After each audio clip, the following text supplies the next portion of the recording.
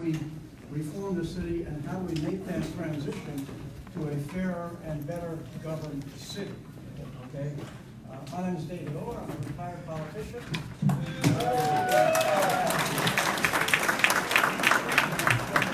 In my spare time, we have this thing called Good Government Illinois, working with a lot of great groups to do a number of things.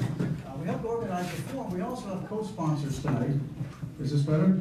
And one of our co-sponsors is Our Revolution Chicago. Clem Balanoff is here. Where's Clem? Yay, Clem! All right, Clem. Yeah, he's a 10th warder in the old days. Okay, also sponsored by Chicago Women Take Action. Laura Saltzman, I think the Vice President, right, is here. Thank you. I also want to thank Laura particularly and my son Jeffrey Orr for doing a lot of the work to let you know about this, etc. So, I'm very excited. I've been as excited since Harold was alive. I don't know what that says, but I'm just very excited about what's going on and the possibilities, the potential now we have for the city. And my guess, because of the size of this crowd, is that you are too. Two quick comments before we get started. Okay, one is that while we see this great excitement, I think many of us do, we see some of these reforms coming down, some potential that may be happening, makes us excited. Scott Waguespack, the chairman of the Finance Committee. Oh,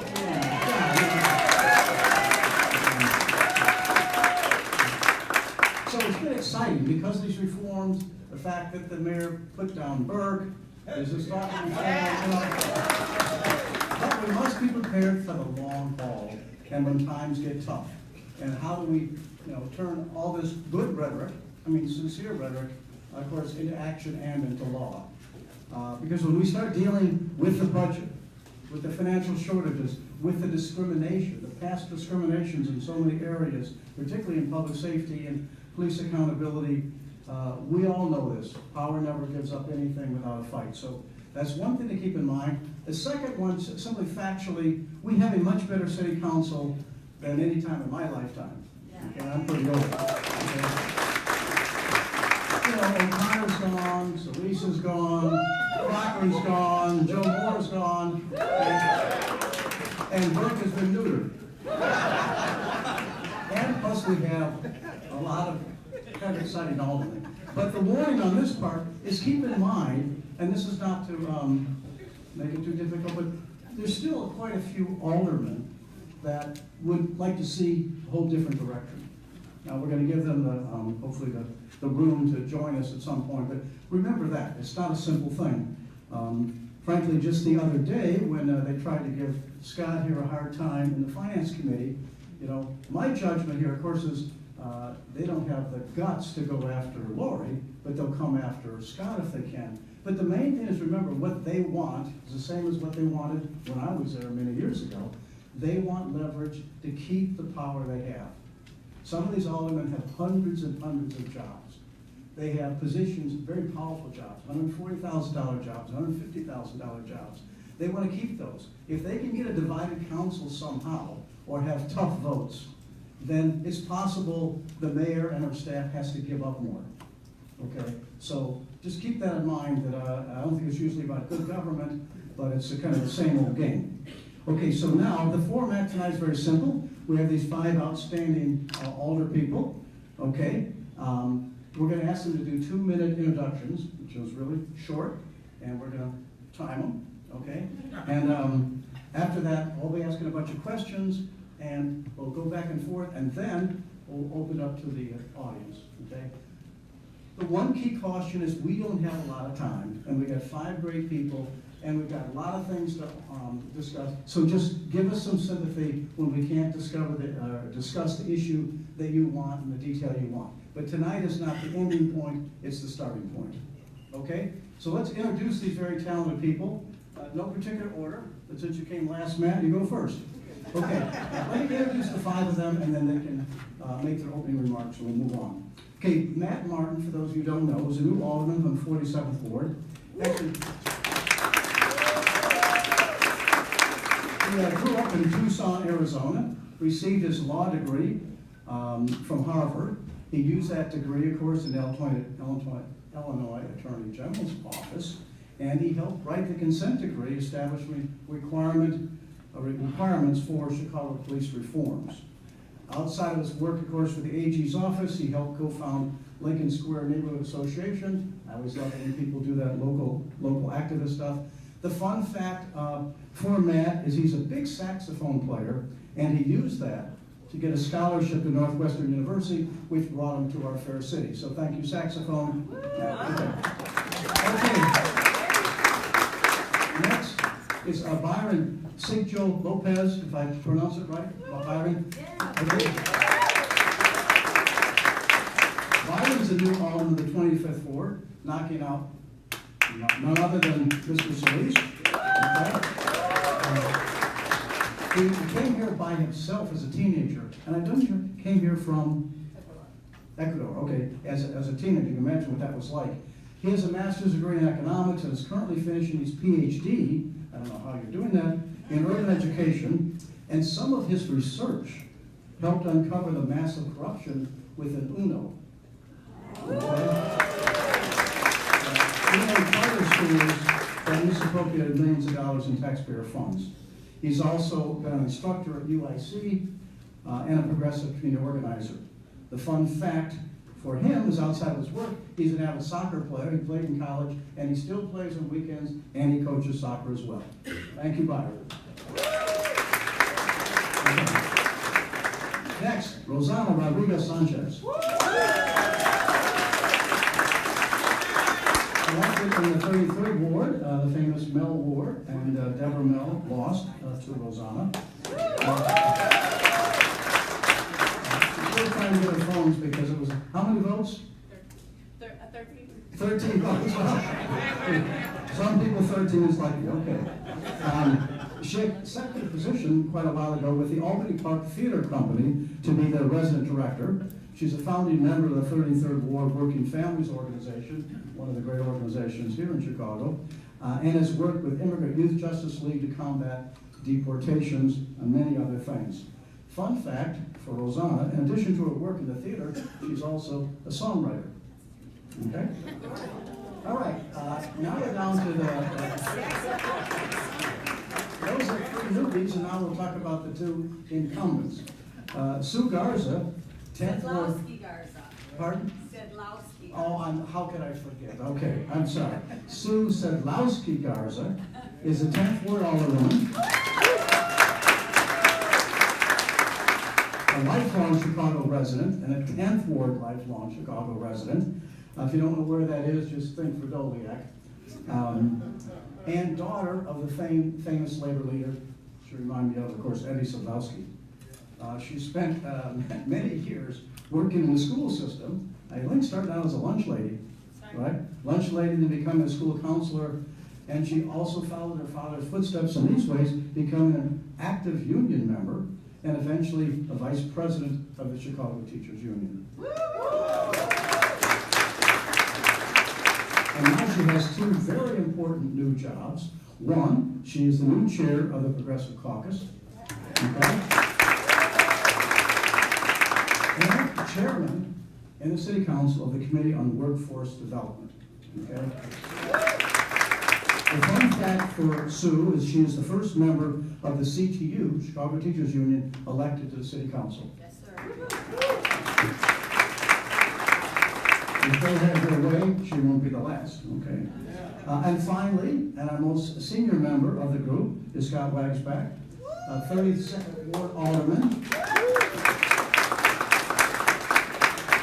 This is hard for me because the 32nd Ward was always one of the worst for people like me. It was like Gabinski and Matt Martin. and the congressman that went to jail, I can't remember his name. Anyway, Scott has been there since 2007. Scott's got an interesting background. He served in the Peace Corps. And all sorts of fascinating things when he worked for the Peace Corps, including working with the war crimes crew. That was in the Balkans. Pardon? That was in the Balkans later. That was in the Balkans. Okay. And a lot of other interesting work with the Peace Corps and international activity. Okay. He's a lawyer. He's a founding member of the Chicago Progressive Reform Coalition. And remember, he was the chair until recently, he stepped down and Sue became the chair. And lucky for us now, he is the new chairman of the City Council Finance Committee. I don't know if people are saying he's the new Ed Burke, but we'll see. Let's say he's got the smarts. He's got the smarts, but he's also got the decency. Okay, because of that, now we're going to start with him. We're going to throw out some questions. And some of the questions, as you can guess, will be on budget and finance, they'll be on public safety, be on police accountability, be on housing, education, environment, and we'll see how far we get in our limited time. So, Scott, as the most senior member and chairman of the Finance Committee, tell us how we are going to deal. Oh, wait a second, I'm sorry. I didn't give you 2 minutes. We'll go back to the 2 minutes, then we'll get the questions. So, in the order, let's start with the rookie, Rossana. Just tell us what you're going to be up to. Okay, once you get your phones. Is this on? Yeah? Just push that button. Now it is, yes? Can you hear me? So yes, my name is Rossana Rodriguez. I am the new alderwoman of the 33rd Ward. We are starting to get set up. We still don't have a phone, but we will have a phone real soon. For the moment, I want to talk about something that I'm really excited about. We have been thinking a lot about inclusion in our ward. In the 33rd Ward, there is a lot of undocumented families, and that's something that is really important to me and is very close to my heart. So one thing that we have been thinking about is sort of transforming the idea of who we provide services for. We talk about services for our communities as constituent services, and we have started calling our services now neighborhood services, and we are calling constituents neighbors because we actually believe that it's a lot more inclusive and people are responding really well to it. So it is something that we're excited to roll out and see how it goes. I'll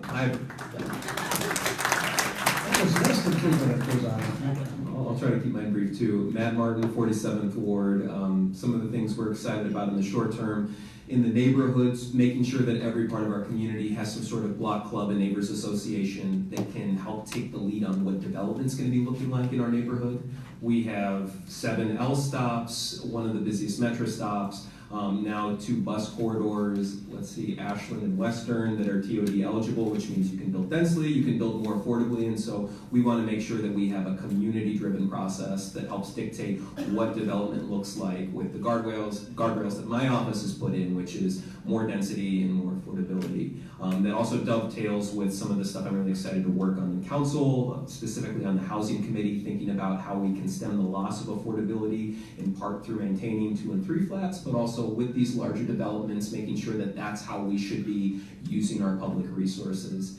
In addition to that, ethics reform, police accountability, I mean, it's just how much time do you have? That's what I'm excited to do.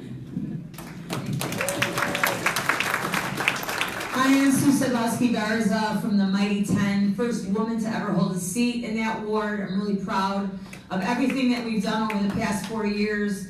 When I look back over what we've done in 4 years, we've done more than the last 2 guys have done in 40. So, I'm really proud of that. Moving forward, I'm very excited to have the colleagues alongside me, as well as some other new aldermen that are really bringing a new voice and a new vision for City Council. When I say that, I cannot reiterate how strong it feels and how different this council feels than the last 4 years.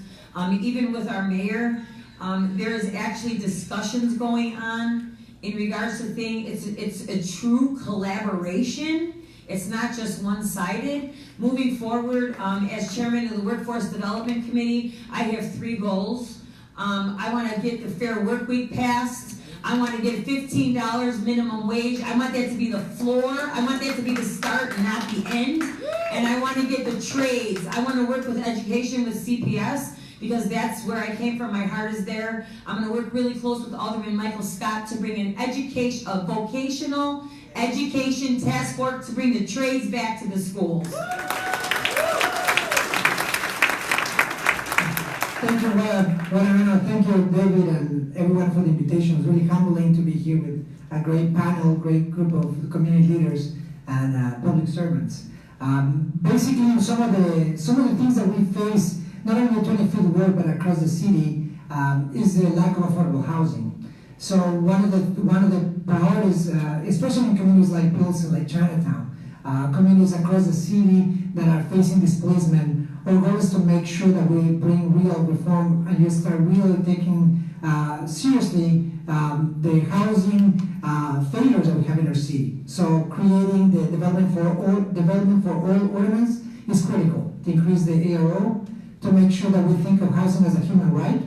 In my district, we have the 78 is part of my district. It's a mega project that was approved and rushed through City Council despite opposition. But we have not forgotten that fight. So we will continue to fight for our CBAs, for community benefits agreements, to make sure that development really reaches the community, that we find that balance between development and affordability. Also, obviously, as an immigrant, the welcoming city ordinance is very important. Police accountability, also, of course, the top of the agenda. But last and not least, ethics reform. It's obviously clear that how the office of the alderman, the city hall has been misused, but unfortunately some of the aldermen. So we're going to make sure that we lead by example. Thank you, and great to be here.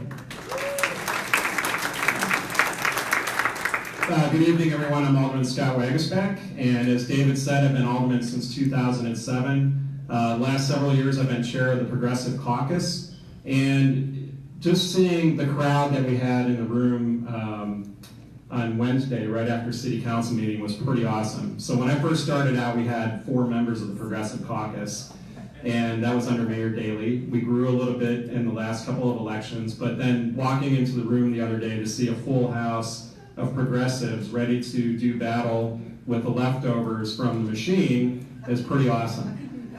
So I'm looking forward to working with them, the folks here and that are in the rest of the committee or the caucus on the issues that they just talked about that in brief.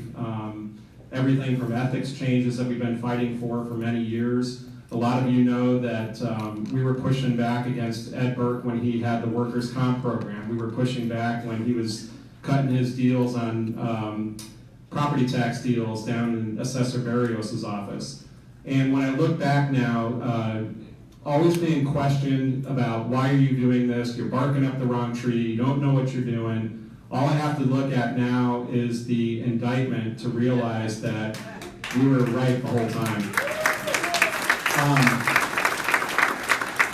So as soon as I was appointed or asked to run the Finance Committee, obviously I recognize a lot of you in the room and I recognize your emails, and I'm not ignoring them. I've just been inundated with a lot of requests to dig deep into the Finance Committee.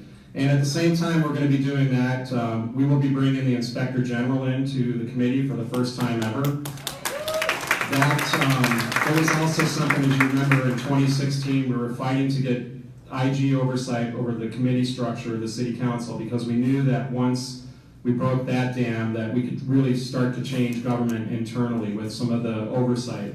And we're going to be, well, I already have welcomed Ferguson's office in, but not just to look at what happened under Alderman Ed Burke over the last 40 years, but what we can do better, how we can make sure that the resources get out to the different committees and to the different aldermen, so that there's not just a handful of aldermen who are benefiting from the largesse of that committee.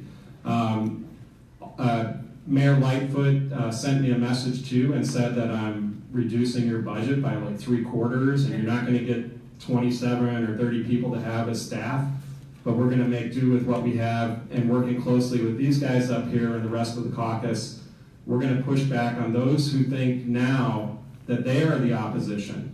And it was ironic at that meeting that we had on Tuesday that a lot of these aldermen pushed back on what was essentially an unfortunate but good settlement for the city, and saying that they were the new opposition. Well, it's those same people who were opposed to good government over the last 12 years that I've been alderman, going as far back as David Orr's time, that are still pushing back against good government now. So we've got to fight even harder as a group in this room and as a progressive alderman to make sure we do right by the people of this city. Thank you. These have been great, and they're all relatively brief. That's amazing. Jeffrey, is this being live streamed? Yes. Okay, just so you know, the mayor said you better be transparent, so, being live streamed. So now we're gonna go to the questioning for a while, and what I started to say earlier, the first one for Scott, again, how does Chicago deal with two very tough immediate financial problems? One, the deficit, which is estimated 800 or more million, okay? And secondly, the mayor's first budget was just a few months away. So how do you think we're gonna deal with this? Well, I think the key word here is transparency, and what we've seen over the last several decades was a lack of transparency as to what taxpayers were going to have to pay, what they could be expected to do in terms of looking at the stability of the city finances and predictability. And Mayor Lightfoot and I have spoken about this, that we need to make sure that taxpayers are aware of what's coming forward, and it's not going to be pretty. I'll just say that right off the bat. The fact that you had over so many years hidden finances, not being truthful about what was due, what bills were due, overloaded TIF programs that have basically ruined the structure of city finances. And they won't be able to be turned around overnight, but that's something that we're going to have to try to do. I think that she wants to have open and transparent budget meetings so that in past years when, a lot of you were there last year when the police showed up, I appreciate the work that they do, but there was an incident at the same time they were in the budget hearing. They sat there for about 15 minutes. They got a phone call. Every one of the 40 people in the police department walked out of there without a single one of us being able to ask a question about a $1+ billion budget.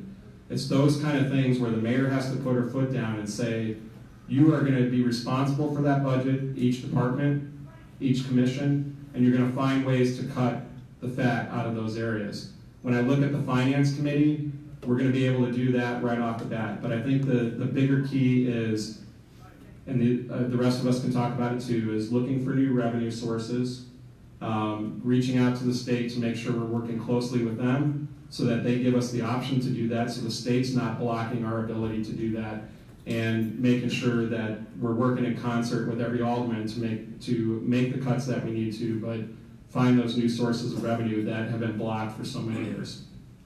Let's just follow up on that with any of you. Where do you think we can get new revenue, and or where do you think we could cut? Just for example, from my experience in the past, one of the big complaints is we have deputies to deputies to deputies. And so it used to be you might have 1,000 people doing the water service, whatever, and maybe a couple deputies, and now you have 6, 7, 10, 14 deputies and assistants, etc. So where are we going to get new revenue, and where do you think we can cut? I'll take one. Yes. So I couldn't agree more. Look, I'm not in the business of trying to mess with someone's livelihood, right? And some of these deputy commissioners have grown through the ranks of the city. They started out as a laborer and they've grown. They worked for the water department and now they're a deputy commissioner. I don't know who came up with the titles or who made who what, but we really do have to look at across the board at what we're spending citywide. I'm going to give you a perfect example. I shared with Alderman Chairman Waguespack when we walked in the door. I had a meeting today with the people that own the Skyway, and for those of you that know, that was a privatization deal that was done under Daly. Right, so the Skyway is in my ward. It now costs $5.20 to cross it. And we were told, my staff and I, Julio actually was in the meeting with me, that the Skyway pays the city $1 million a year to have a police officer sit on the Skyway to write tickets for those people who don't pay tolls. And that's in the contract. I said, okay. So where does that $1 million go? What year was that deal passed? 2006. So we're talking, what, that's $15 million? Where is it? Where did that money go? What budget line was that in? That's $15 million that we could use for something else. It could go to our schools, it could go to our roads, it could go for housing, it could go for something. No one knows, no one knew that. So I asked, please send me a copy of the contract. I can share it with the finance committee. Maybe they can sit down with Scott. It's about transparency, it's about collaboration, and it's about conversations to make sure that these things that have been hidden from us for such a long time are being brought out into the light. Oh, I'm not talking Lightfoot, I'm just talking bring it into the light.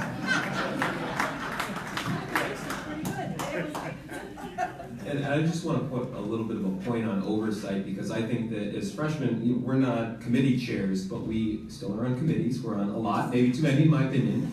But we can ask questions and we can demand answers, because when it's a very valid question to say our budget is well over $7 billion, probably well over $10 billion when you add in the airports, but why is it the case that you see so much bloat and so much inefficiency? I think good examples would be the Inspector General's office comes out routinely with waste and fraud and abuse, and that is supposed to go to committees, and you would expect to see fulsome hearings. If you're spending well over $50 million every year on police overtime, and you hear about how mismanaged that is, what did the Public Safety Committee do?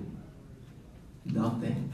And so those are the sorts of things we need to have oversight done so we can figure out what the problems are. But because historically it was just this, you support me, I support you, we never know what's going on. And then we're put in this position where, like, we got a big sack of shit that the last administration gave us. I mean, seriously, we have who knows, $800+ million budget gap, like 10% of our budget. We're not going to sequester 10%. And so there are folks throughout the city who saw property tax increases, they saw increases in fines on tickets, they saw garbage fees. Exactly, that's all regressive. Who does that help? It helps the people who have a lot of money, who have a direct connection to the machine, to the old mayor. It doesn't help the people in my neighborhood. It doesn't help the vast majority of folks throughout Chicago. And so it's going to be hard, because we have so many people who've come through who said, we are running, we won because we want to bring good government, but we have several months to figure this stuff out. And I hope that one of the challenges for us, and I think we will be successful, is messaging, making hard decisions, but also laying the groundwork for what success looks like in terms of transparency and more progressive sources of revenue. No, I just to add to a few things that I think are important to emphasize. That Keep the mic a little further away. I'm sorry, that's my teacher's voice. But I think it's important that we start rethinking the way that the old system was working and how it became a norm. Reimagining a different society where we are not accepting privatization deals as a great deal, right? We see, the parking meters are offered for the city. So start renegotiating, and they're renegotiating in good faith. I mean, we cannot hand such big contracts for families that are now racking billions of dollars while we have misery in our communities. That's not ethically right. We need to make sure that we represent, and I'm glad we have a finance chair, we got now workforce chair that are going to look into these deals, making sure that we really reflect the values and principles that we have as a working class city. There are other things like the bad deals in terms of toxic swaps, bad debt that has been an issue for a long time. Bonds, municipal bonds that were issued, again, for insiders, for contracts that were not in the best interest of the city. And also in terms of bad economic development. Just yesterday we passed a resolution just to see how the pay-to-play culture hurts the small businesses, the people who actually want to stay, that pay taxes, that are working hard day to day to make sure that they have a fresh shot. We oftentimes benefit, unfortunately, as a city, the big corporations, those who don't want to pay their taxes, those who cut corners at the expense of those great small business, people who have been here for a long time who just want a fair chance. So when we think about economic development, that also brings revenue, aside from obviously the new proposals that come from Springfield. Okay, let's jump to another big issue. Thank you all. Reform efforts, whatever you want to call it. There's been a lot of talk about it.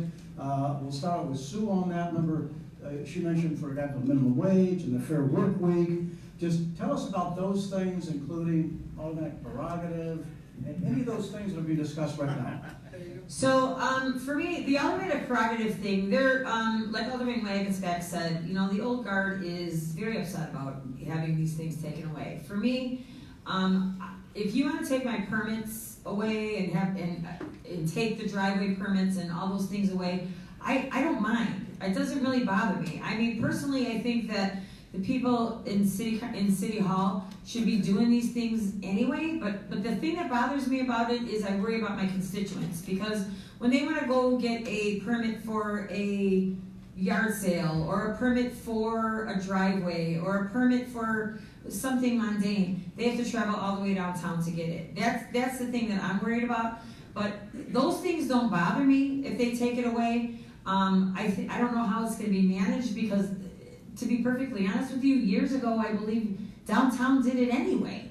So it became, bad practice for some aldermen to say, well, if you want that driveway, you have to give me $1,500, or if you need this, you have to give me that. I've never done that. I never would do that. We pride ourselves on integrity, and I think that go ahead and take it, because it's first of all, it will be less for us to do. We have the biggest city the biggest ward in the whole city, and I really don't know how they're going to be able to manage these things downtown, but I don't have a problem with them taking it away at all. And did you want to say anything About minimum wage and? Oh, yeah. Oh, sure. That's Yeah, okay, yeah, of course. So Fair Work Week, it's been a crazy week. We introduced Fair Work Week at the end of May, and we've been meeting with tons of businesses and hospitals and a lot of people that, corporate America, Walmarts of the world, that really don't want to be part of it. They want to be carved out. I will stand true to, it's very hard for me to think that hospitals don't want to be in this when they have CEOs that make $1.7 million a year, and their workers are being sent home every day. Every hospital, I want you to think about something so simple. Every hospital every year budgets for what they're going to spend every year. So if Byron is budgeted for $100 a year because he works 9 to 5 Monday through Friday, and if they send him home every day at noon, that extra money goes into the pocket of the people that own and run that hospital. So they budget for it. If they don't pay him, we're only asking them to pay half the wages that the worker is losing. If they have a pandemic or a tsunami, or if Lake Michigan engulfs the city and they need extra people, because believe me, that's all they talked about was pandemics.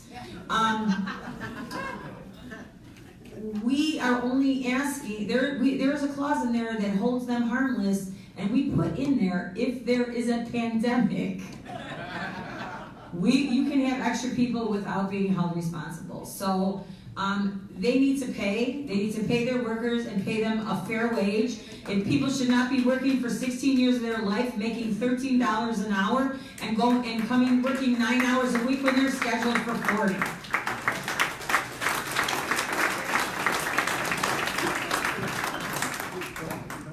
Ethics?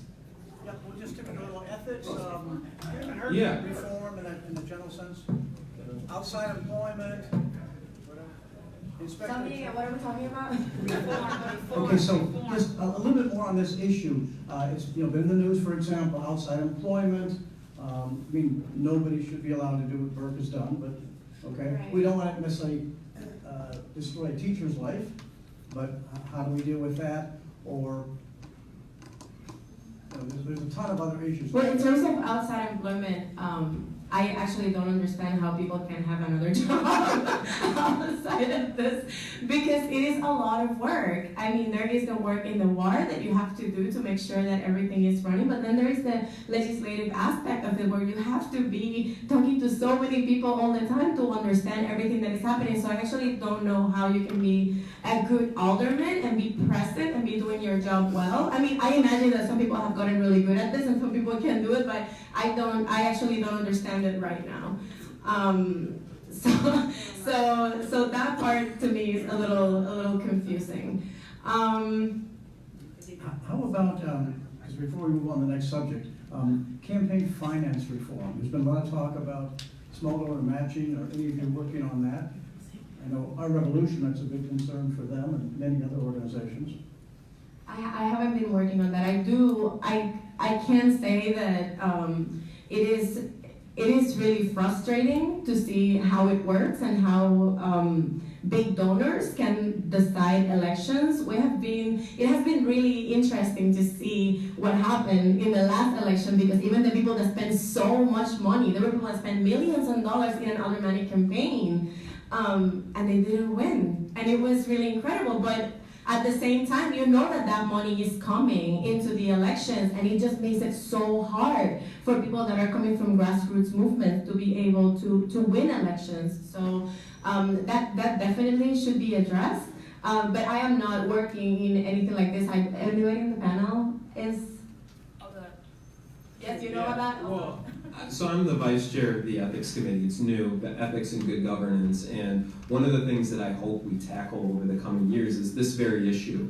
The Board of Ethics under Steve Berlin recently put out a set of recommendations, including campaign finance reform proposals. And I think some of those are really worth exploring in the short term, because when you talk about developers, for example, who their individual companies are prohibited from donating above a particular amount, say $1,500, but the members of that development company can come in and give max out checks of $5,800, that crowds out the voice of the people who want to see something different happen. And so I think that that's going to be a big challenge, a big fight, but it's something that we have to be willing to draw a line in the sand for.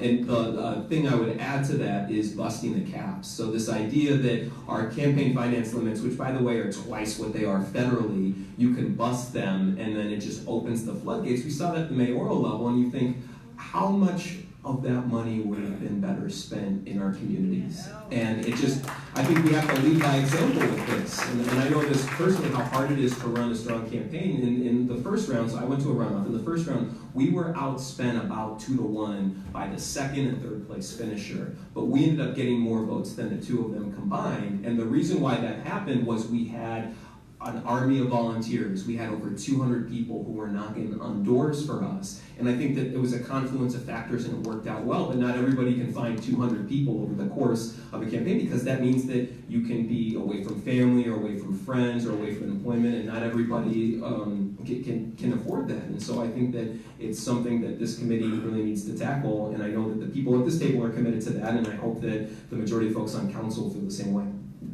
It wasn't just those 200 volunteers, an extraordinarily articulate guy named Matt Martin. Okay, one more comment on this. I think with Scott, and then we're going to jump to public safety and police. I was just going to say, one interesting thing we saw at the full city council meeting Wednesday was the mayor had an alderman stand up and say what their conflict was when they wanted to recuse themselves from a vote, which had never happened before. I mean, I can't imagine Ed Burke saying, well, I made $3 million on Trump Tower. And so it was interesting to see that the mayor had Alderman Haddon was, I believe, the first one, and Alderman Taylor, and they both had to stand up and say why they were recusing themselves, and they gladly did it.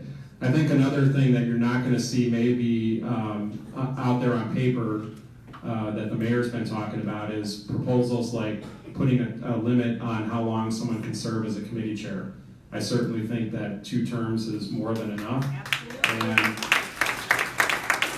that prevents fiduciary conflicts. And I'll tell you a quick story. I was meeting with the Department of Planning and Development as I've taken over this role of finance chair, and they said, do you want to keep doing things the same way, where the former alderman would meet with developers one-on-one? And again, I was like, did you guys read the indictment?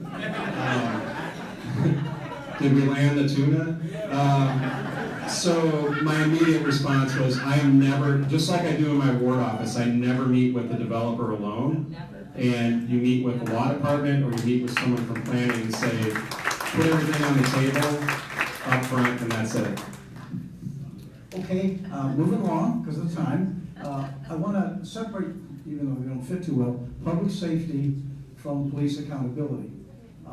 So public safety, start with you, Rossana. I know Rossana has to leave a little early too, so what steps are being taken, or what do you think are the toughest things that we have to deal with related to public safety and crime? So one of the things that I have been doing now that we got the seat is talking a lot. There's a lot of concerns that people have around public safety, right? And then there is also the concerns that police has. And I have been meeting with some of the commanders in the area. And I think a big problem that Chicago has right now is the lack of mental health services and the lack of access to mental health.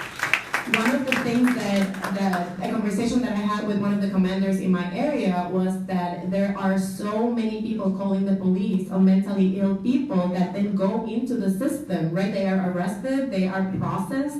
There's a lot of police resources that are being used in arresting mentally ill people that then get either go to jail or get released back into the community. And this is taxing the resources that the police already, like the police is already overstretched. And even though it is very well funded in Chicago, like it takes a really big chunk of our operating budget, it's still always overstretched because the police is working with so many things that are beyond the expertise of the officers, right?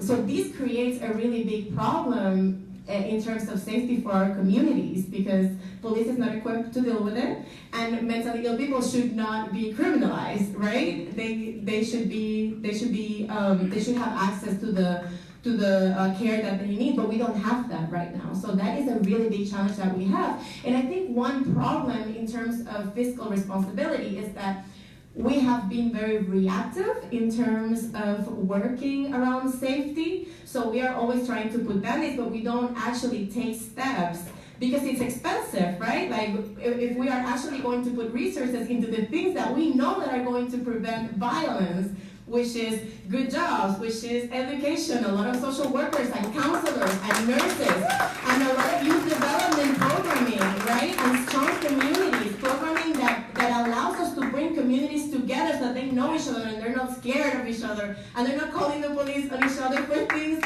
that actually don't merit, right? Calling the police on somebody. So if we were investing in those things, then perhaps we wouldn't have such a big crisis. But we're not doing that. So there is a big question there, and how do we start funding these things and finding the money to find these things so that we can take those things off the hands of the police and then feel safer, right? And the police then can do their job. Well, thank you.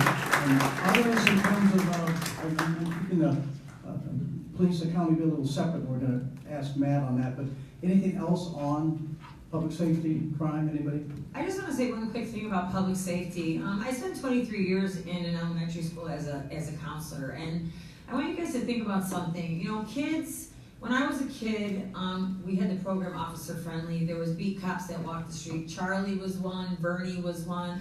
Emil, remember the days when we knew who they were, right? Kids nowadays never see a police officer until something bad happens.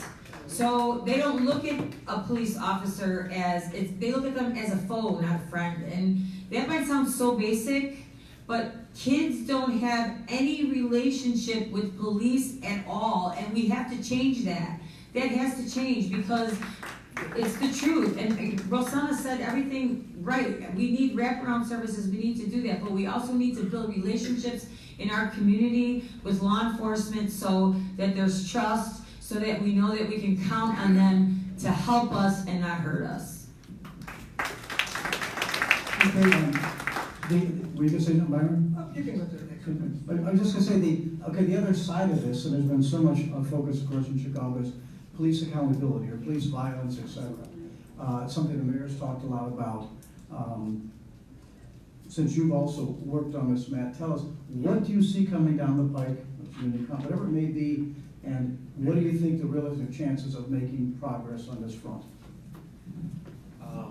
Gosh, I don't, it's been at least 50 years since we've had an opportunity like the one we have right now, which is like a constellation of factors. So you had the Attorney General's office, my former employer, step up when the Trump administration stood down on holding our department and especially its leaders accountable when we've known for decades about its shortcomings, and that now even if you live in a community that isn't as touched by police misconduct as others, we know that we all pay a financial cost because now it's over $100 million every year, $100 million annually that we're spending on police misconduct lawsuits. And that of course came up at this city council meeting. And it's pretty rich to have folks stand up and say, I don't like the fact that we're spending money on an accident that happened through a confluence of factors, probably involving intoxication, but you're like, okay, do your job. look into the facts of that. Like, could we as a city establish that the driver was drunk? No, we couldn't. Could we establish the fact that the city wasn't on notice about problems involving this ramp? No, we couldn't. We were on notice about that. Why are you getting upset about those things? And then instead we have some folks on council who are voting against police misconduct lawsuits, or even for them, but they didn't raise any red flags when they were doing this for decades. And so now we have an opportunity through a consent decree, through community oversight, through an empowered inspector general's office, and hopefully a really good public safety committee, so that when the inspector general comes out and says, we have a problem with police overtime, we have problems with the gang database, that we can have a public safety committee that will look to those issues and immediately hold hearings, because with this it's training, supervision, accountability, officer mental health and wellness, data management. Each one of those 5 things is not being done appropriately right now in a systemic way. And I think, even though I know, David, you wanted to disentangle public safety from police reform and accountability, and it's not, because if people don't feel safe going to an officer saying, here's what I know about a crime that happened, then you'll see a homicide clearance rate that's below 20%, one of the largest of any big city in the country. Our gun violence clearance rate is well below 10%, also one of the lowest in the country. So when you don't have a set of communities that have a really strong trust, really strong bonds with the police department, you're never going to get the public safety that we all want and deserve. Can you tell us more about some of the proposals out there for community oversight and electing people? And one of our colleagues, Carlos, introduced something, I think just yesterday. Can you tell us anything about those suggestions that they believe would help toward police accountability?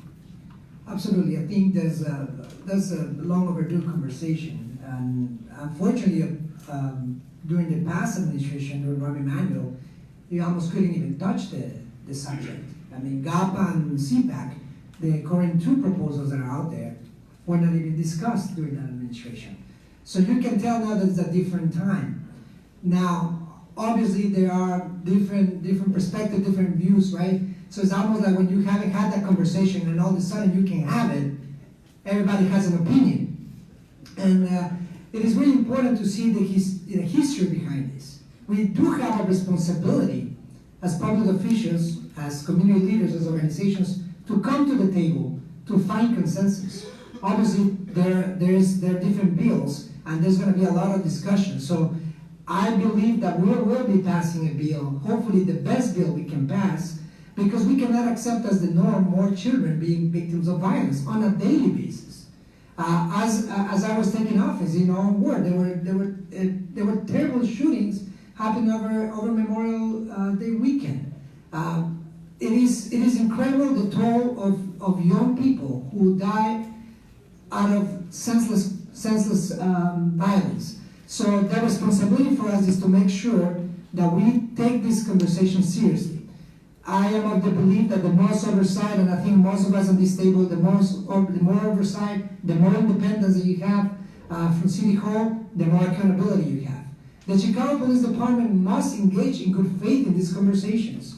It is not acceptable that you cannot even have a report oftentimes of what's going on in our wards. And I think that we do owe this conversation, this debate, and I think that there will be a bill. And I think this table, I think we need to make sure that the different groups come together so that we can address it and address it well. Not in a hurry, but we make sure that we have a good bill that we can all be proud of. It's been a long time coming, but I have faith that we have great groups at the table that we can make this happen.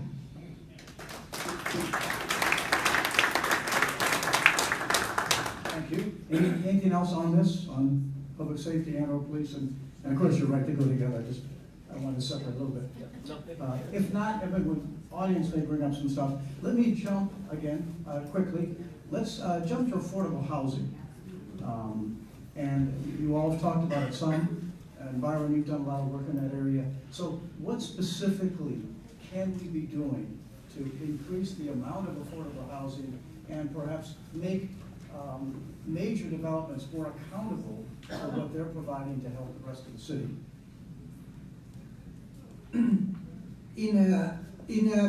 and we've seen like the massive amount of displacement that we have had in the city. Over 250,000 Black residents have left the city because of lack of opportunities. In all communities, we continue to see displacement. In Pilsen alone, over the last 10 years, over 10,000 residents have left because of the lack of affordable housing options.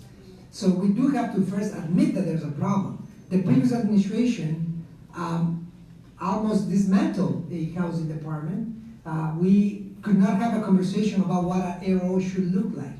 So as a result, we barely created affordable housing in the years that we had an opportunity. There has been development, but development has never reached the communities where that development is happening. From the employment to the affordable options, we see luxury housing at the same time as we see homelessness, and more homelessness in our streets, which is unacceptable. So one of the things that's what I'm being very vocal to make sure that we have a bill, the Development for All bill, to increase the number of affordable housing units. We're proposing 30%. I think most developers always are screaming and yelling how impossible that is. But we also have seen developers coming to the table and saying, well, we can do 20%. So it seems we already made some movement just by having the conversation.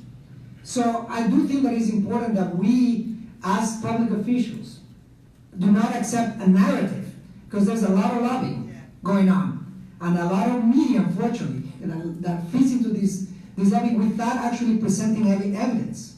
In New York, we've seen a clear, we've seen examples of how affordable housing can be created. We have 20% affordable housing as the norm. I don't see a lot of issues with that. But here, when you start talking about 20%, immediately we start seeing developers talking about loopholes. Well, how can I pay into a fund? How can I pay a fee? So we need to make sure that we start creating affordable housing options. We also make sure that our agencies are working, the Chicago Housing Authority, that make sure that we stop subcontracting at the levels that we do without accountability. Contracts that are given without asking questions, without making sure that the residents are taken care of. So in terms of affordable housing, there's a lot of resources that we can generate from the private sector by regulating some of these development, creating affordable housing, and also making sure that our city is investing those resources effectively so that we stop seeing more and more people leaving the city.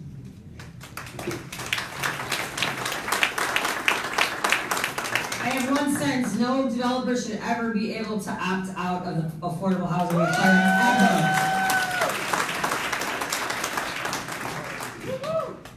So we just had our first affordable housing committee meeting last week, and we voted to approve who I think will be a really wonderful commissioner of the Department of Housing, Marisa Navarra, who, among other things, was working with the Metropolitan Planning Council on the cost of segregation. So putting a dollar figure to what it means when we've had systemic segregation that makes it so that up until recently, folks who look like me, folks who look like many of the folks at this table, couldn't even purchase a home in the ward where I'm now representing. So I'm really happy to see that person there, and in part because it's not just the work that she's done in the past, but what she's already said she wants to focus on. So, for example, removing the ban on non-conforming units. So if you have a granny flat, if you have a coach house or want to build a coach house, those are opportunities. Thinking also about 2 and 3 flat preservation. So maybe it's a deconversion tax that we're going to put on folks to keep that stock of housing in place, which is so much more affordable than the new housing, which oftentimes costs $400,000 to build one unit.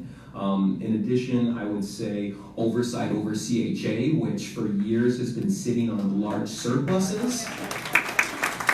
So for prior housing committee chairs, why aren't you holding hearings about that? Like after the press shames you into doing something, you still do nothing. Like imagine what $200 million would have done in terms of the creation and preservation of affordable housing throughout the city. And then I would say finally, what one of our colleagues, Carlos Rosa, has done, which he said, look, when you have publicly owned property and the city's going to sell that to somebody, we're going to put our foot down in some ways, exercise aldermanic prerogative in a positive way to say you're going to put in affordable housing there. So I know you went to a recent meeting because this new 100-unit exclusively affordable housing development, that's what Carlos pushed for, and I think that's the sort of thing that we all should be looking for going forward.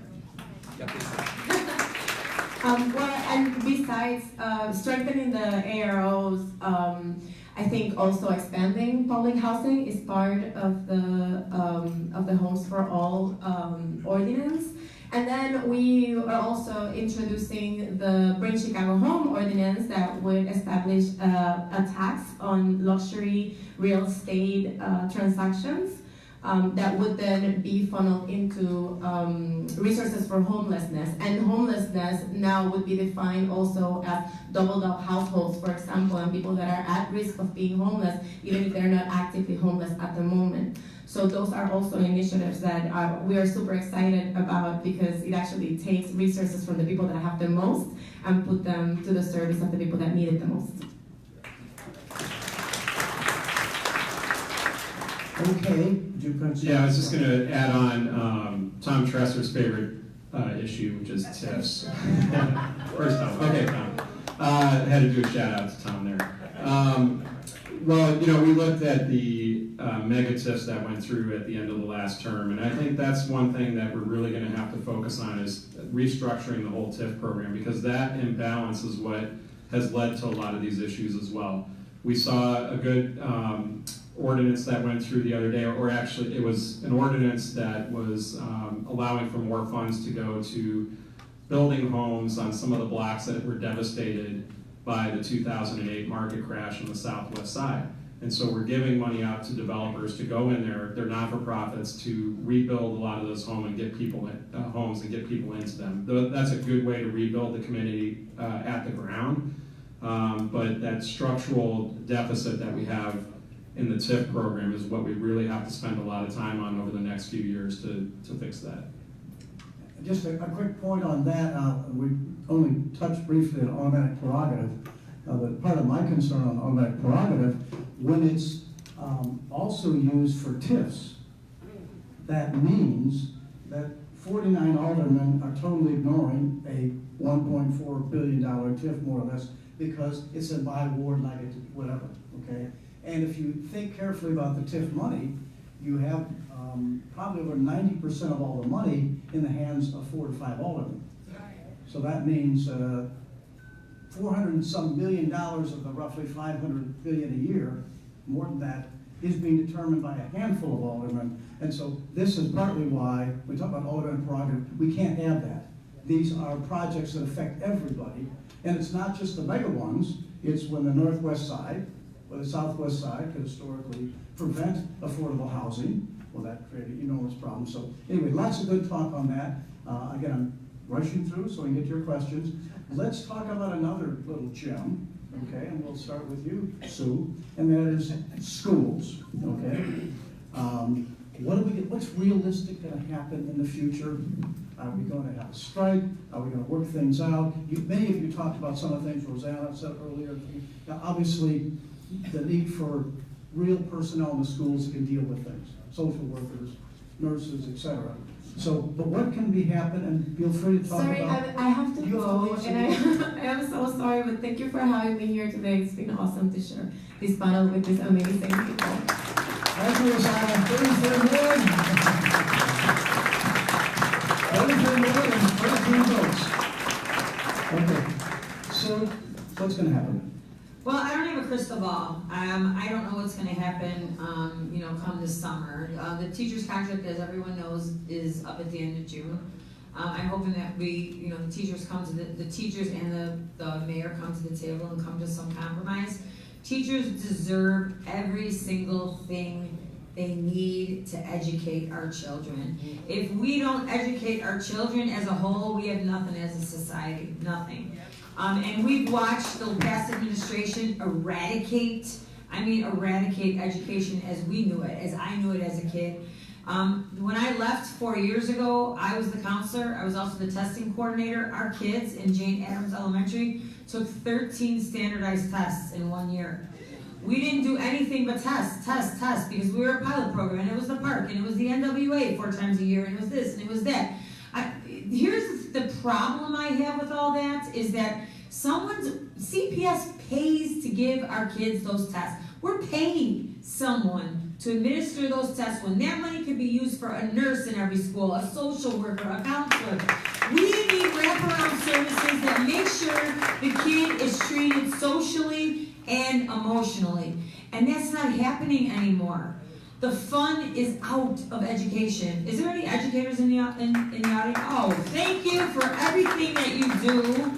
First and foremost, I have a school in my ward that has 42 kids in 8th grade, 41 in 7th grade, 39 in 6th grade, and CPS is saying, oh, don't worry, it's a bubble, it'll pass.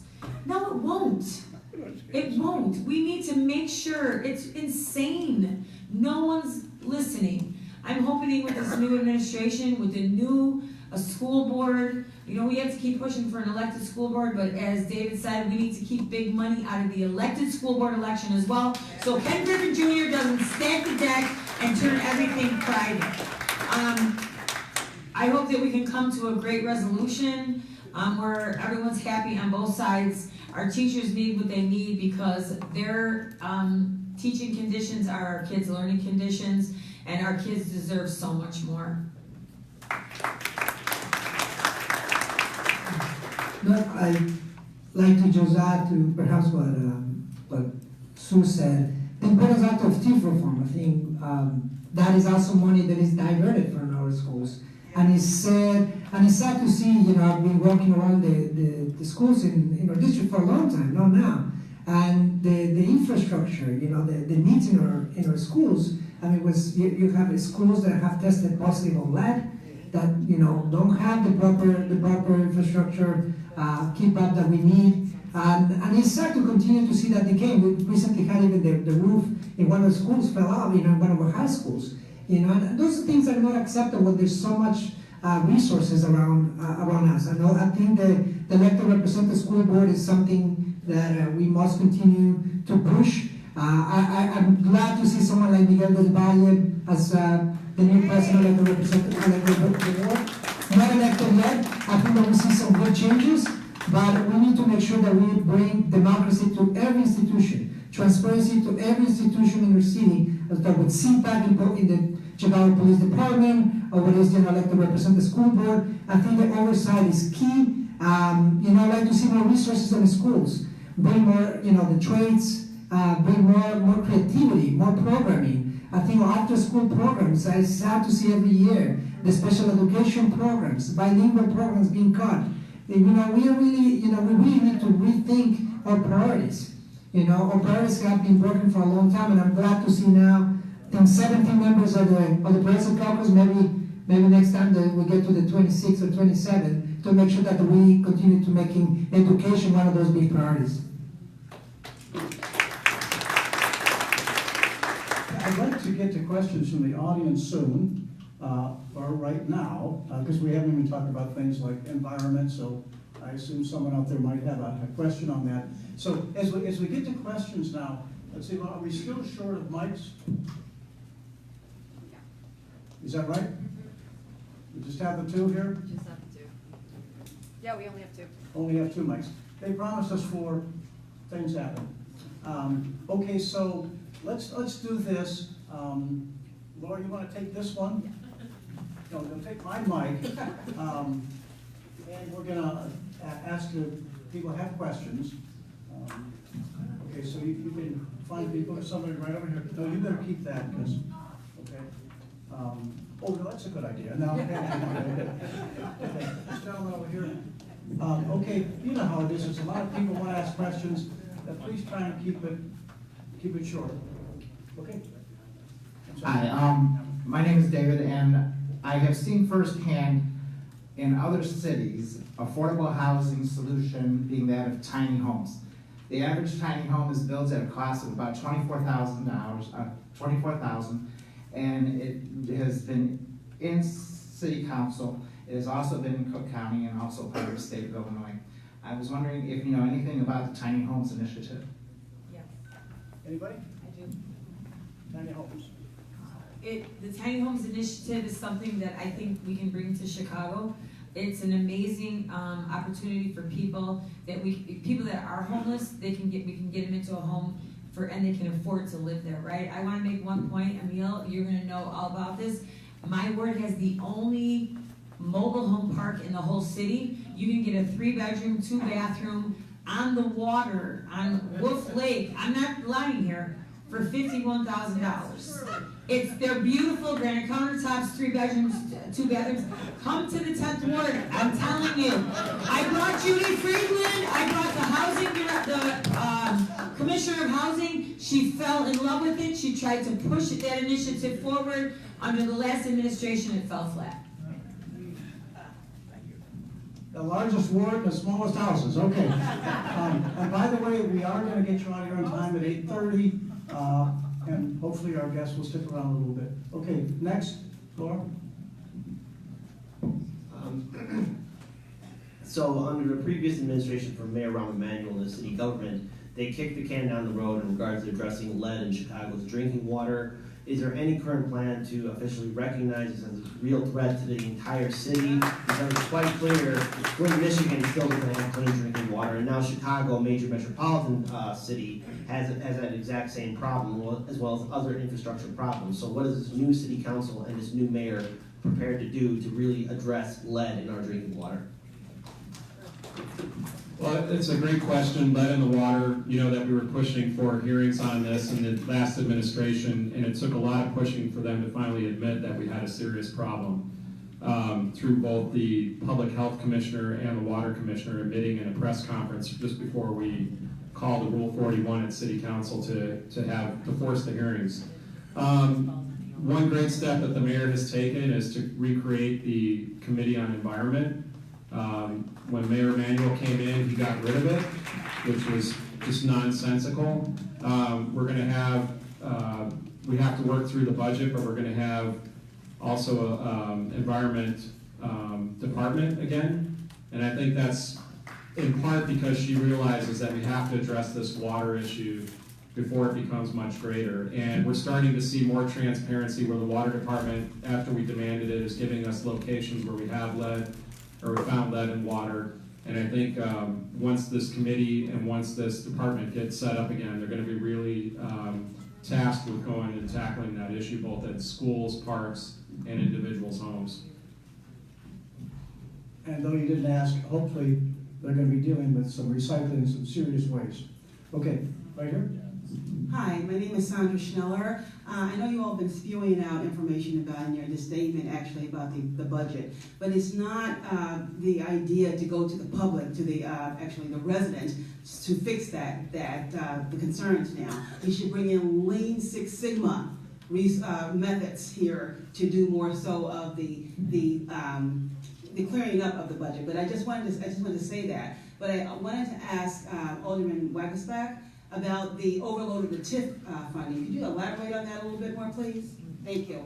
Well, I think the best person to elaborate on it is actually David, because it was without him doing some of the, basically putting the information out publicly from the documents that they have or had in his office, we wouldn't have really known how much was going into the TIF system. So it really, David's work at the county level.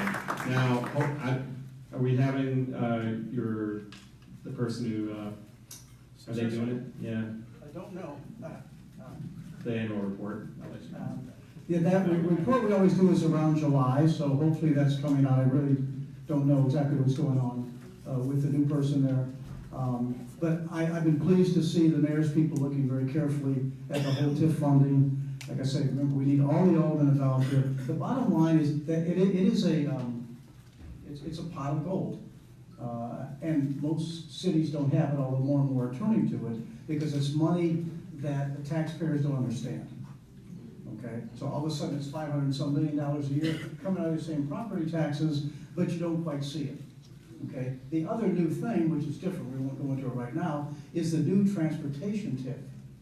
Okay, and that's going to be hundreds and hundreds and hundreds of millions of dollars to build, again, transportation, which is very important for the development of the city. And that's a tax that I believe what goes all the way up now to up here. Anyone know exactly? Anyway, it's a tax that goes a few miles either way of where we are, and picking up lots of money. So the bottom line is, the Alderman new administration, if they really pay attention to carefully auditing, sometimes there may be some decent expenditures in the first 12 years, but they keep that TIF on for 23 years, and then it's like, oh, they pass it around. They'll call one of them, all of them, probably happen to you all. Well, we don't have money to finish that project for the Howard L. So can we take some of your TIF money? And usually they're pretty persuasive. Anyway, there'll be major changes there, and we don't need all these TIFs. And if you look carefully at the analysis, of course, most of it's been spent downtown. Much more complicated. Tom Tresser's an expert here. They found ways to change things from blighted to obsolete. So obsolete's different than blighted. I mean, there's, maybe Tom's got, but there should be a walking tour downtown along Michigan Avenue, State Street, along Wacker, along the river, and point to all the TIF buildings and say, wow, boy, did we fix all this blighted area. Okay, let's move on. I believe a woman in the back had a question. Is Laura over here. Did you still have your hand up? Way in the back? No? Okay. Hi, I'd like to know what proposals you have for expanding mental health services in Chicago? Anybody? Yeah, go ahead. So a quick thing on that, at the end of the last term, Alderman Sophia King and several of us pushed for a resolution that the mayor fought back on to basically have a task force on mental health issues. And they really didn't want it to pass. We got it through the council. Basically what that's doing is setting up a task force, and there's probably going to be new aldermen on it as well, and obviously new commissioners who will start addressing the issue of what happened after we closed the mental health clinics in the mayor's his first budget actually. And I think with the new commissioner of public health coming in, housing commissioner Marissa Navarra, looking at more of a holistic picture of what happened with mental health and how we can address that, with the task force will start making recommendations in the next few months, but also hold public hearings. And it's very important. Matt Martin mentioned it, that we were given a lot of these tasks over the years, but no one would hold public hearings on these issues because they were given the kibosh by the fifth floor.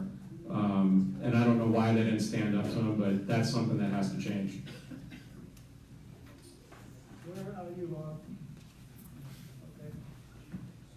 Can you get over here? There's a woman right here. Okay, then we have some more over here, Laura, after this one. Laura, go to the right and then come to the left and then swirl around to the back. Don't get off.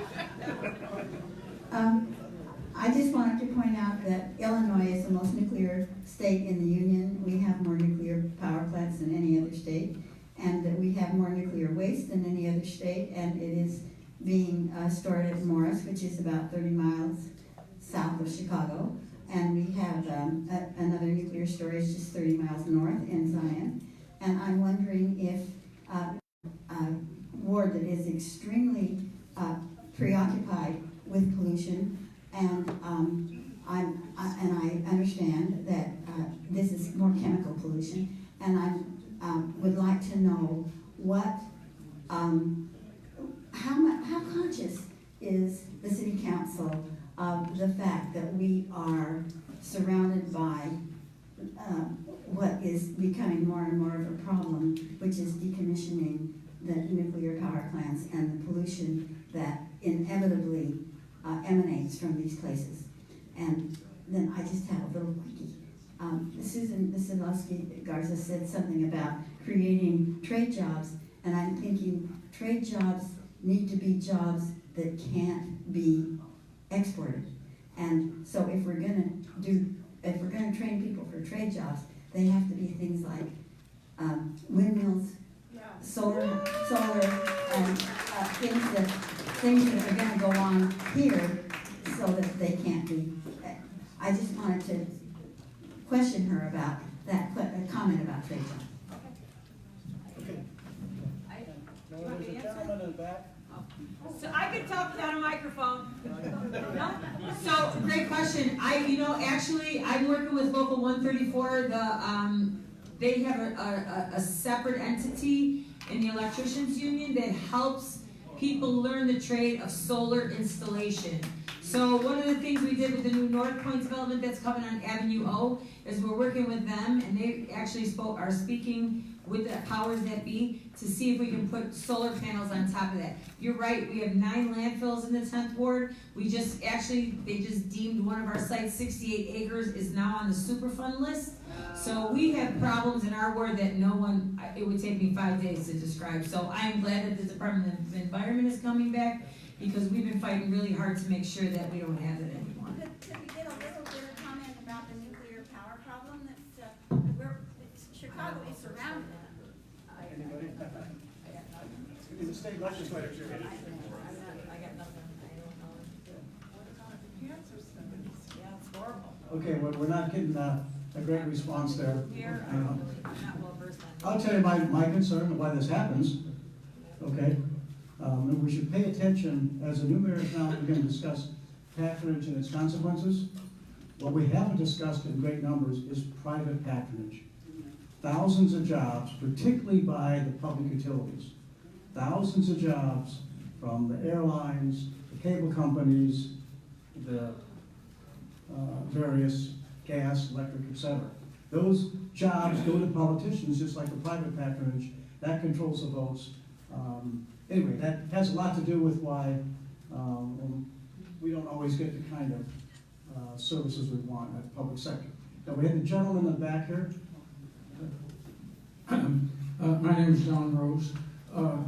We've got, in order to cure the police problem, we need to adjust the contract. They've been working for 2 years or so on the old contract, which makes it almost impossible to discipline police. Does the council got any thoughts, or have you had any input into what the new police contract is going to have? Because we're not going to have police reform without a new police contract that eliminates all these things that makes the FOP the fascist officers police.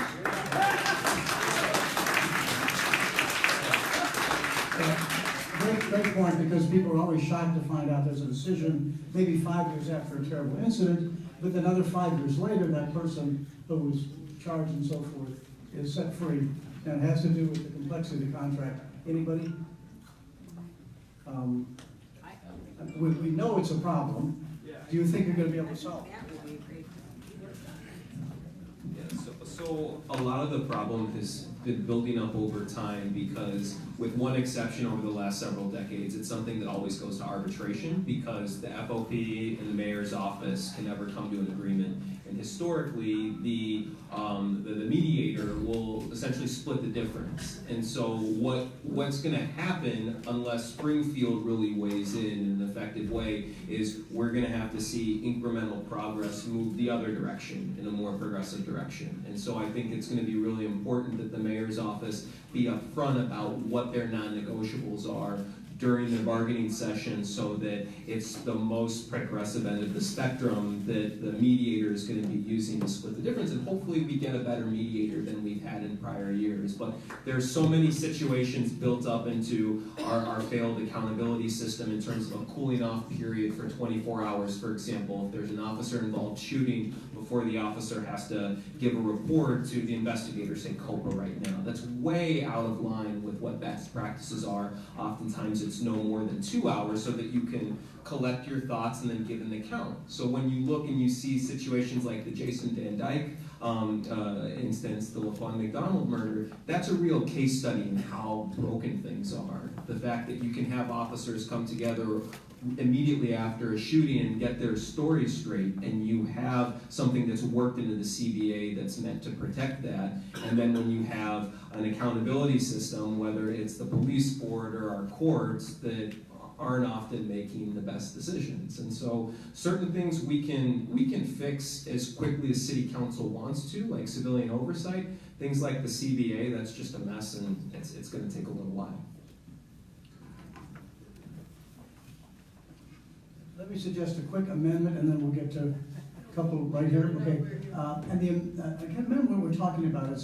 I want to raise it before we're done anyway, and that is, what can we all do? Okay? So keep this in mind. Number one, these things are not going to change unless, of course, we've got great aldermen but unless other people are involved. So number one, you have to support the good elected officials, be they aldermen, state reps, state senator. You need to really support them, okay? Sometimes they have tougher tasks than you may realize. But secondly, our tasks are to change those that are not with us now, okay? And we're not gonna have time to do that tonight, but think already, there's a lot of ways to do that. A lot of your colleagues will be running for committeemen, okay? So, are they gonna be new committeemen if they stay old guard, or are we gonna force them to support some of these things, okay? And things like the police contract, you know, to simplify it in my mind, the most important thing is the mayor gonna be tough enough? And clearly the past two mayors, in no way we're gonna be tough enough. No way at all, okay? I think there's little doubt that this feisty little woman we elected is tough as nails. But that won't be enough unless there's a lot of public support, okay? And it's a tough one, because we all want our police to be helpful and successful, blah, blah, blah. It's a really tough one. So it's a perfect time to realize how, if people want to see these things happen, they're gonna have to make a lot of noise, help the folks that are fighting the good battle, and kick some behind of those who are not. Okay, we only have a couple more, so who is next? Who's ever got the mic? I have the mic. I have a question as it relates to housing. When we're talking about homelessness and affordability of housing, we should also include accessibility. But there's a barrier that is going on, and that's for people who actually get evictions and for people who go into bankruptcies, because one of the things is ticketing in the city. And so I'm wondering if there is a plan to look into that when we're talking about affordable housing, because that is a huge barrier, especially for these big major companies that are in these different wards that are not looking past those things in order to get access to housing.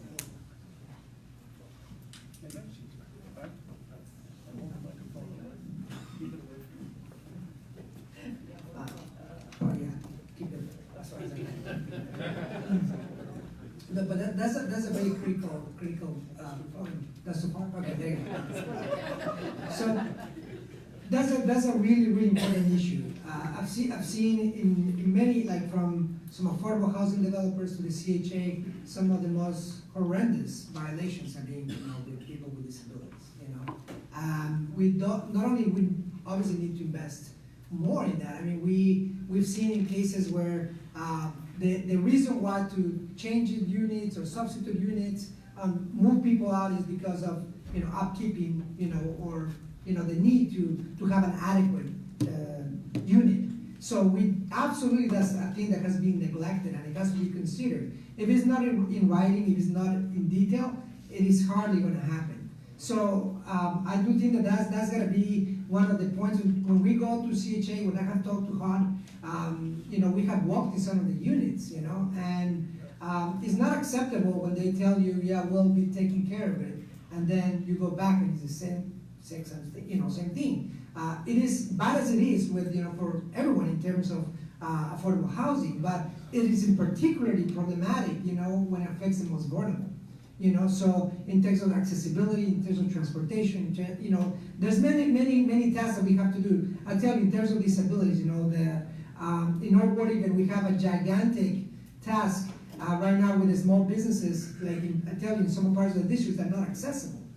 So how do we address some of these issues from affordable housing? So lack of accessibility at the same time as there's always a lack of resources. But these are priorities. These are civil rights that we must take seriously. So we have to make sure that with the CHA, with any city agency, we make sure that we have to enforce those regulations. Okay, we have, of course, a lot more hands than we can. We probably only have time for two. This one right here has been waiting. No. I'm sorry. Oh. I was waiting. You had somebody else? I'm that former math teacher, and I look at not what you're going to do, but how you're going to get it done. And for example, this is a great event, but what else is going to happen? What are you doing? And Susan, you got it now because you're chairman of the council. What are you using social media so you get informed by what people are needing and how they can tell you and what you can tell us? You need to figure out a project of how communication is going to happen without physically having to come to a meeting all the time. And I suggest you go to one of the colleges and get a professor with 5 or 6 students and say, hey, solve this communication problem using social media so we can get it done quicker and faster. I think we all agree that's a great idea, and that's why we, a lot more social media, digital, et cetera. Okay, that's why it's being streamed. Okay, we have time for 2 more. Okay, one. Alderman, other people, I am really asking you, you know I'm a physician, Dr. Laura Chamberlain, and I'm asking you to have a public, Have a public meeting about 5G before it gets rolled out across the city. So Scandinavia countries, Norway, Sweden, and Denmark have outlawed even Wi-Fi in the schools or even around the schools. And they are considering outlawing 5G. 5G is a technology that is going to involve a lot of, a very, very high density of electromagnetic radiation at a street level. And there are a lot of medical studies that are looking at this, and they're saying, the neurologists and dermatologists, that some people might actually even feel physical pain on their skin just walking outside in a 5G environment. So can we have a public health, not a committee, but a hearing on this before we roll it out across the city?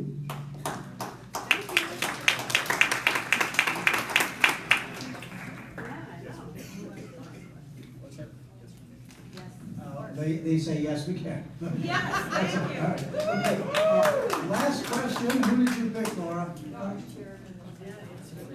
The gentleman right here in the front. I don't know if he's had his hand up a long time. Sorry to the rest of you, but remember, you can talk with our alderman afterwards. Thank you. My name is Sanchez. I'm going back to the housing. I believe in affordable housing, but with that, I think we need to bring a good union jobs to our community. So our people in our community is struggling because, everything is, Chicago is so expensive. My question is, can we pass a bill when we provide housing, we can provide good union jobs in our communities?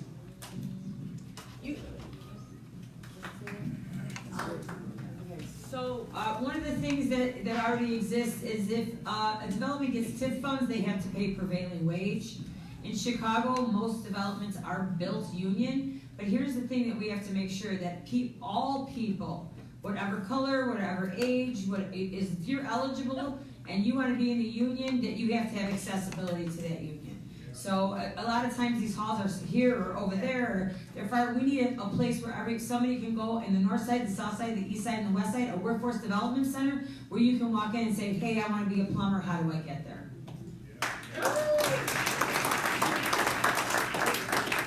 I want to thank everybody. In a moment, we'll thank our panelists. Keep in mind, this is an action-oriented group. We've got a new mayor, a new city council. We talked about a lot of issues. We want to make them work. And as we just heard from one of our guests, we have to be able to act even when we're not together. And that's with the media. So many of you are part of organizations. Many of you are starting other organizations supporting your local alderman. If you've signed up or we have your email through Good Government or Our Revolution or the various organizations here, we do need to be able to act. These are some really tough issues coming across, and even as good as these people are, they won't be enough. Okay? So keep in mind, we will be ready to fight these battles because we have an opportunity to really make a change. Let me thank Scott and Byron and Susan and Matt